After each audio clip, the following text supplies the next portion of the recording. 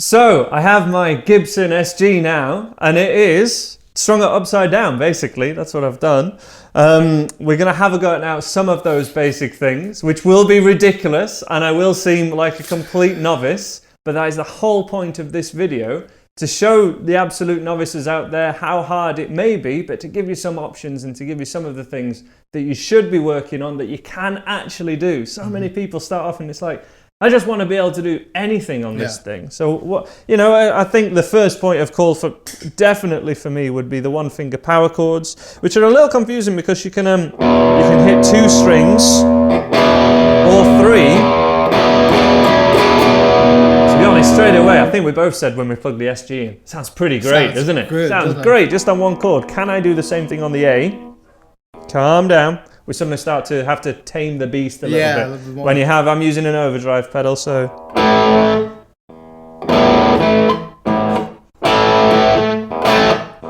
Hey, he's got the palm muting. Yeah, all those sorts of tricks. I think they're a lot easier than perhaps running up and down a scale. So I tried earlier, see if I can find this sound. The tongue's coming out again like that. Focus that way. It's really hard to find it. Where's my biting point? There, let's go over there. And again, I know what palm muting feels like and sounds like, but when I'm that way around, not this way around. When the mechanics go. Let's hit that. Hang on. So it's about, what I'm trying to do is put the palm of my hand just here and find a sweet spot. This is too much. This is nothing at all. I just want to quickly demo what this should sound like, just to have it. Here we go, moment to shine. Yeah, man, make it look so easy. Just there.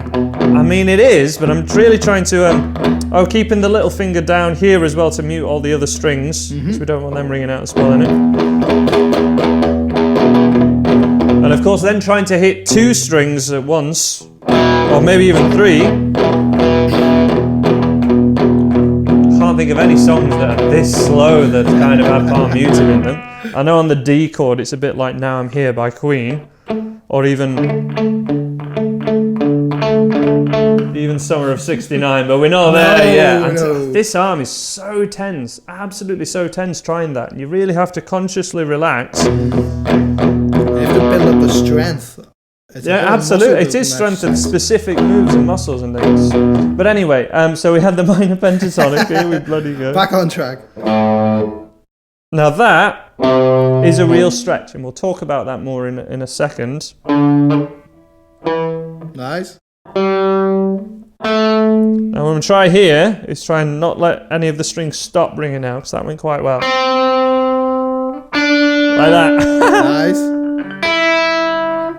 Little finger, suddenly the outside of my hand hurts like hell. This one is an extra note really. It's part of the same shape, but it's over the octave. So that's an A, that's an A, and that's an A. So and I'm going to play a power chord. No!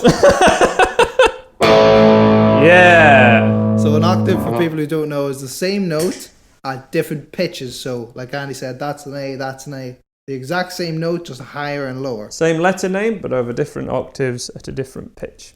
What else can I do? Let's try and find some. I tried Heartbreaker. That was yes. One thing I would say is when I went for this note, stretch. It's a real stretch for that little finger, and it's a lot to be aware of. But the more advanced thing, which would be easier to physically do if people just knew about it, or if it was easy to communicate, but it isn't, is actually going here, or first finger there, sorry, and sliding. So sort of thinking about a scale extension, but then to start this A note, we could start from here, and that'd be our first note.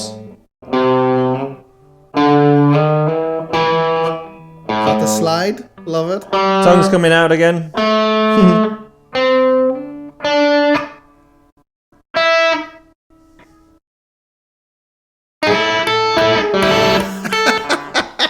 I mean, that was basically Johnny Be Good, wasn't it? But to be honest, I have to say, if there's one thing, and I've probably said this many times now, one reason that I want to play guitar. It's because when I was 6 years old, I saw Marty McFly play this on a red Gibson guitar, to be honest. So this is like, well, hey, we're doing the stuff now.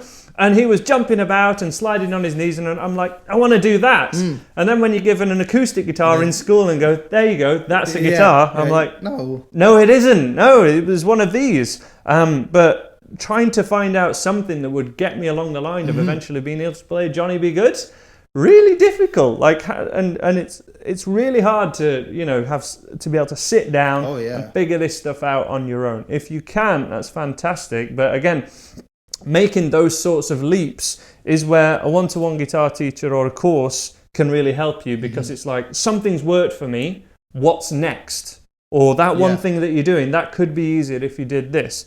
This is what guitar teachers should help you out on, basically.